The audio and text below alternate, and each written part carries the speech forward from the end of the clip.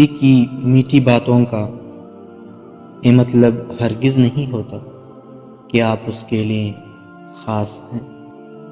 بعض اوقات کبوتر کو کھلانے کے لیے نہیں بلکہ پکڑنے کے لیے بھی دانہ ڈالا جاتا ہے۔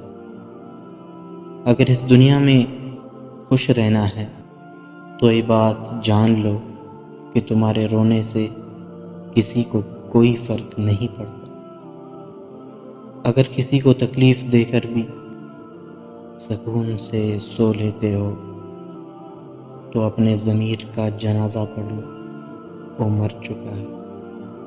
انسان کو زندگی میں دھچکے لگتے رہتے ہیں، وہ دوبارہ اٹھ کھڑا ہوتا ہے، چل بھی پڑتا ہے۔ جانتے ہو انسان کب دوبارہ اٹھنے کے قابل نہیں رہتا؟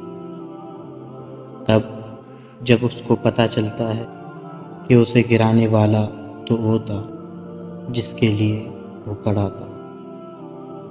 اخلاق وہ چیز ہے جس کی قیمت کچھ نہیں دینا پڑتی، مگر اس سے ہر چیز خریدی جا سکتی ہے۔